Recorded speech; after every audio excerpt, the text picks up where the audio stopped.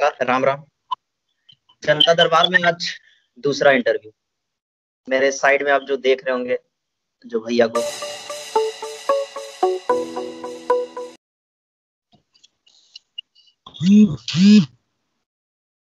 नमस्कार, राम राम।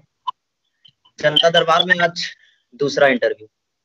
मेरे साइड में आप जो देख रहे होंगे, जो भैया को, ये अच्छा खासा आप कहीं न्यूज के माध्यम से, कहीं यूट्यूब के माध्यम से इनको देखे होंगे या पेपर के माध्यम से, मगर आज मैं इनका परिचय करवाऊंगा, इनसे बात करवाऊंगा कि ये है कौन।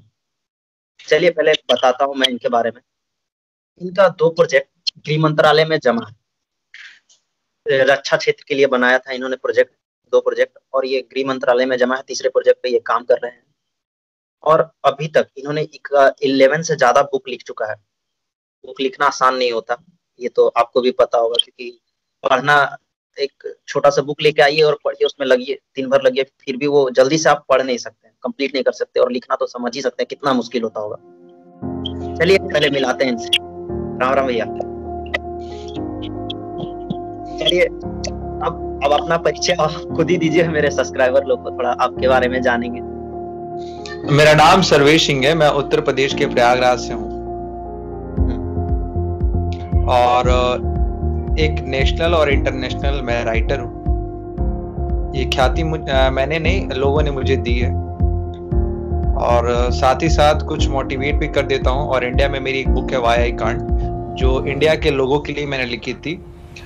कोई गरीबी पे नहीं लिखी है, एक आत्मविश्वास पे मैंने उस किताब को लिखा हुआ है, और इसमें दुनिया के एग्जाम्पल हैं। और इस बुक को मैंने अमेरिका में जब सेलिंग में डाला था, तो मैंने लिखा था इंडिया पीपुल्स पावर कम्युनिटी, और उसके बाद इस बुक की बेशुमार बिक्री हुई और टॉप 10 में आज इंडिया में है। टॉप 10 यार, गजब ही है। और मैं जानना चाहूंगा कि आपका उम्र कितना है, क्योंकि मेरे सब्सक्राइबर को बहुत जरूरी होगा जानना इसका। उम्र तो डिस्क्राइब नहीं कर सकता। अभी इससे पहले भी इंटरव्यू मेरे से मेरी उम्र के बारे में कुछ लिहाजा जाना गया। उम्र डिस्क्राइब नहीं करूंगा, उम्र थोड़ा सा आगे जब प्रोग्रेस होगी तब उम्र मैं पब्लिक इतना तो लग रहा होगा कि आपका उम्र ज्यादा नहीं है, तजुर्बा अच्छा खासा चुका है आपको। ज्यादा नहीं है। हाँ, और आजकल क्या करता है सब लोग कि बस क्या चाहिए, हमें नौकरी चाहिए, नौकरी मिली तो एक वाइफ चाहिए, एक वाइफ मिली एक कार चाहिए, घर चाहिए। इससे ज्यादा मतलब सोच भी नहीं सकता है कि हम देश के लिए क्या कर सकते हैं। और मैं जब भी बात करता हूँ ना, मैं चाहता हूँ कि कोई देश के लिए अच्छा करे, और आपने सही में कुछ अच्छा किया है देश के लिए यार। बुक लिखना, 2 प्रोजेक्ट जमा करना, तीसरे प्रोजेक्ट पे काम करना बहुत बड़ा बात है, जल्दी से हो नहीं सकता। कोई समय नहीं देना चाहता, बस अपना परिवार के बारे में, अपने बारे में सोचता है। तहे दिल से शुक्रिया कि आप देश के लिए सोच रहे हैं, अपना छोड़ के। तो आप प्रोजेक्ट के बारे में कुछ बताना चाहेंगे, अपना पहले प्रोजेक्ट के बारे में? जो आपने क्वेश्चन पूछा है उससे शुरुआत करते हैं इस इंटरव्यू की। मेरा पहला प्रोजेक्ट पोल्यूशन पे रहा है। अमूमन 2 साल पहले, जब सबने सुन रखा होगा कि दिल्ली में पटाखे ज्यादा जलाने पे पूरे इंडिया में पोल्यूशन का जो मीटर था, वो मीटर बहुत तेजी से आगे बढ़ गया था।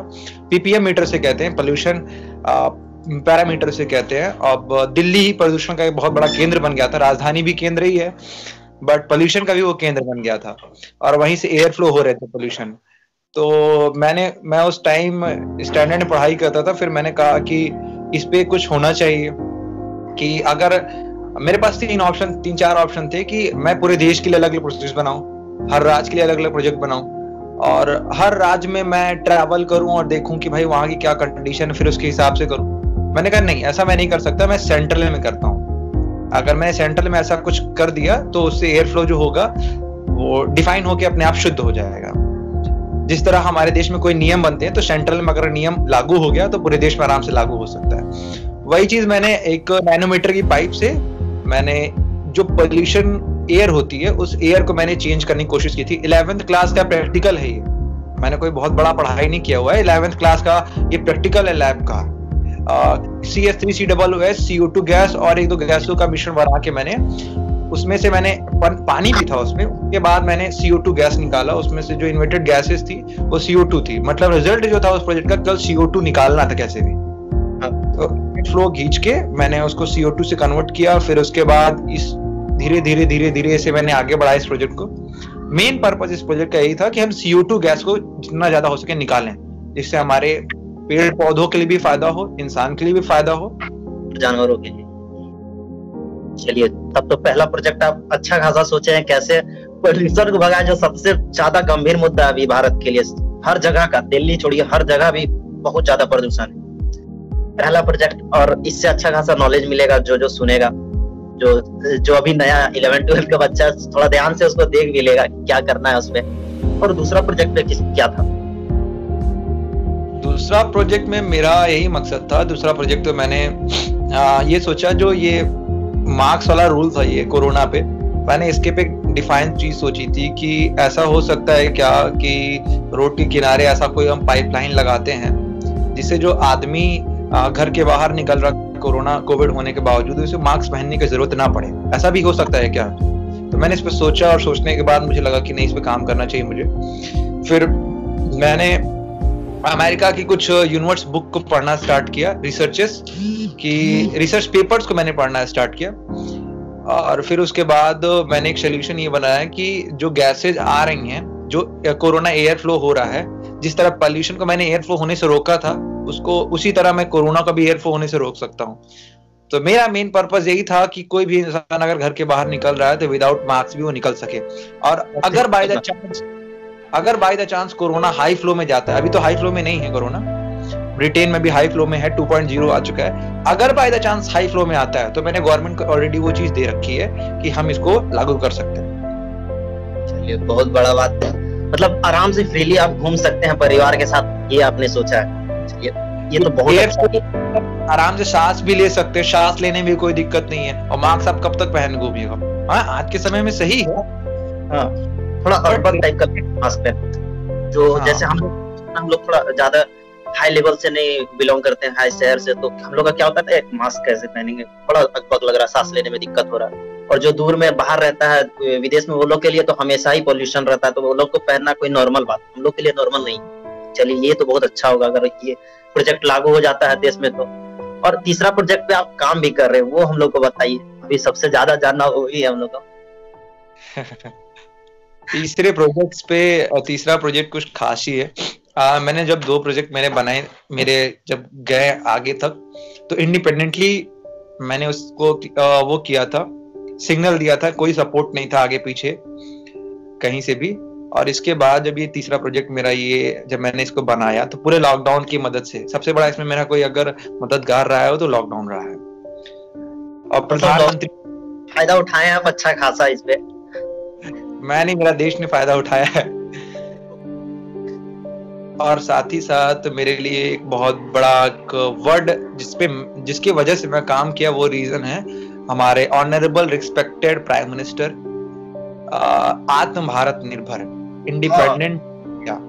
उस पे मैंने सोचा कि क्यों नहीं हम इंडिपेंडेंट बन सकते हैं। तो उसके बाद जो फ्रांस से राफेल, और समय राफेल की गर्जना सुनाई दे रही थी हमारे हिंदुस्तान की धरतियों पे, तो मैंने कहा कि नहीं, अगर ये बन सकता है तो फिर काम हो सकता है। हमारे यहाँ किसी चीज की कमी नहीं है, हमारा देश किसी भी चीज में पीछे नहीं है। हर 5 किलोमीटर पर पानी का स्वाद बदल जाता है, हर 5 किलोमीटर पर न्यूज़पेपर बदल जाते हैं, हर 5 किलोमीटर पर भाषा बदल जाती है। तो क्या संभव है हमारे देश में? तो मैंने उस चीज पे से डिफाइन करने की कोशिश की। फ्रांस के राफेल पे मैंने टोटल 4 महीने स्टडी की इंटरनेशनली। उस कंपनी डसोल्ट राफेल कंपनी का नाम है, उस पर मैंने स्टडी की। और ये भी गुप्तचर स्टडी है, इस स्टडी के विषय में कुछ ज्यादा लोगों को मालूम नहीं है, बट इस स्टडी को भी मैंने किया। और इस स्टडी को करने के बाद मैंने अपनी स्टडी करनी चालू की कि मैं इसमें क्या कर सकता हूँ। मैंने A to Z सारी चीजें चेंज कर दी हैं। उस दूसरे देश से हमारा कंपैरिजन ये है कि हमने पूरी चीज चेंज कर दी है और सब हमने इंडिपेंडेंटली लगाया है। जो भी हमारा है सब भारत का ही है। और रक्षा क्षेत्र में अमूमन मेरे हिसाब से विश्व में सबसे पहला कोई देश होगा जिसने इतनी बड़ी चीज इंडिपेंडेंटली बनाई है, क्योंकि जो फ्रांस ने भी राफेल बनाया है शायद 2 से 3 देशों की मदद से बनाया उसने। हिंदुस्तान पहला ऐसा देश होगा जो इंडिपेंडेंट रक्षा क्षेत्र में अपने आप को आत्मनिर्भर कर चुका होगा। और हो सकता है कि अगर इसकी एस्कॉर्ट ज्यादा हुई तो भारत इसको बेच भी सकता है भारत के बाहर, क्योंकि यही का सामान रहेगा। हमारे झारखंड में अबरक मिलता है, लोहा टीन उपलब्ध है हमारे यहाँ, किसी भी चीज कमी नहीं, एक से कारपेंटर पेंटर बैठे हुए हैं, डीआरडीओ में हमारे साइंटिस्ट बैठे हुए हैं, कैसे क्या सेट करना है हर चीज है उनके पास। हमारे यहाँ एपीजे अब्दुल कलाम साहब ने मिसाइल बना के रखी हुई है, कोई दिक्कत नहीं है, और नहीं भी होगी तो फिर बनाने के लिए हमारे पास साइंटिस्ट है ही। नहीं, अच्छा है तब तो। अगर बाहर भी जाएगा तो एक देश का और नाम भी बढ़ेगा, बहुत बड़ा बात है। मेन पर्पस मेरा यही है इस प्रोजेक्ट के लिए कि मैं इसे इंडिया के बाहर वो करूं, और अगर मुझे फ्रांस जाने का मौका मिलता है तो मैं कोशिश यही करूंगा, इंडियन गवर्नमेंट की तरफ से अगर मुझे परमिट मिलती है फ्रांस जाने के लिए, तो मैं जाने से पहले इंडियन गवर्नमेंट से ये डिमांड करना चाहूंगा कि जाऊंगा भी और इस प्लेन को भी ले जाऊंगा, और ताकि उन्हें भी मैं दिखाऊं कि उनका सरहद का प्लेन हमारे यहाँ उड़ के आता है तो हम भी उड़ा के ले जाएंगे उनके यहाँ। ये कभी मान लीजिए आपको अगर कोई 10 काम मिले कोई अच्छा सा भारत में, तो आप किन किन चीजों में काम करना चाहेंगे? 10 कामों में तो नहीं, 2-4 कामों में मुझे थोड़ी सी मैं सोचता हूँ कि आगे फ्यूचर में उस पर काम करूंगा। सबसे पहले जो हमारी सड़क वो गाड़ियां हैं, उस गाड़ियों के लिए मेरा ये सोचना है, मैं काम करना चाहूंगा इस पे। ऑफ कोर्स इंटरनेशनली मुझे मदद अगर मिलती तब भी मैं करूंगा, या नेशनल मिलती तब भी। जो यहाँ पे कार है उसको मैं वाटर फ्लो करना चाहूंगा। टेस्ला कंपनी है वो काम कर रही है, अगले साल तक वो भारत में आ जाएगी, भारत में बेचना चालू कर देगी। मैं चाहता हूँ कि हमारे देश में अगर कोई चीज आती है तो हम कॉपी ना करें, उससे हम बेहतर उसको बना के दें। ये मेरा हाँ, खुद का उनसे अच्छा हम बना के उनको दें। मेड इन इंडिया जो सबसे ज्यादा मायने रखता है। आप अपने घर के बारे में थोड़ा बताना चाहेंगे, जैसे फैमिली बैकग्राउंड? फैमिली बैकग्राउंड, मेरे पापा का रेफ्रिजरेशन का वर्क है, एसी वाटर कूलर और डिफ्रीजर वो रेफ्रिजरेट करते हैं, और मेरी मम्मी हाउसवाइफ है। मेरी मम्मी के सपोर्ट मेरे पे ज्यादा रहा है, हर बच्चे के सर पे उसके माँ बाप का हाथ अमूमन बहुत इंपॉर्टेंट रखता है। तो सपोर्ट का मतलब केवल और केवल इतना ही है कि जहाँ पे मैं थोड़ा सा लड़खड़ाता हूँ और वो मेरे को मोटिवेशनली सपोर्ट कर पाते हैं। और बस यही है कि कुछ पापा से कुछ चीजें सीखने के लिए मिली, कुछ मम्मी सीखने के लिए मिली। अमूमन रेफ्रिजरेशन का वर्क था, उससे कुछ डिपेंडेंसी मिली, और मम्मी के मोटिवेशन से। चलिए, तहे दिल से उनको भी शुक्रिया कि इतना मस्त कर रहे हैं। बच्चा को अगर देश के लिए कुछ करने जा रहा है तो बहुत बड़ा बात है। और 3 सवाल मैंने लिख के भी रखा है कि सोचा आपसे थोड़ा जान लो। आपने बिल्कुल, आप पहले अपना बुक के बारे में भी बता दीजिए हम। देखिए, मैंने शुरुआत में ही मैंने आपको बताया कि मेरी किताब है वाया ए कार्ड। वो इंडिया के लोगों के लिए, जो कुछ लोग ऐसे भी हैं कि जो रिक्शा चलाते हैं, कुछ लोग ऐसे भी हैं कि बहुत पुअर कंडीशंस में इंडिया में सरवाइव करते हैं। ऐसा नहीं है आज के टाइम में। मेरी सोच ऐसी है कि एक दिन ऐसा भी आ सकता है कि एक रिक्शा चलाने वाला भी हेलीकॉप्टर खरीदने के सपने देख सकता है। बस कहीं ना कहीं कोई चीज की जो कमी रह रही है, उस कमी के लिए जो मेरा सबसे पहला कदम था वो मेरी किताब है वाई आई कांट। मैंने उससे पूरी कोशिश की है इंडिया को इंडिपेंडेंट बनाने के लिए।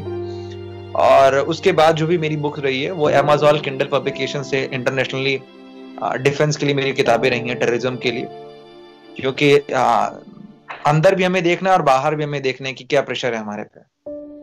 सही है, अच्छा है तब तो। और जैसे आप है ना, ये पाकिस्तान पे हमें बताइए, आपका पाकिस्तान पे क्या सोच है? राफेल का मुंह पाकिस्तान की तरफ करके रखना है। सही है। और ये कोरोना और जो एक दलवान घाटी में हुआ था ना, जिसपे शहीद हुए थे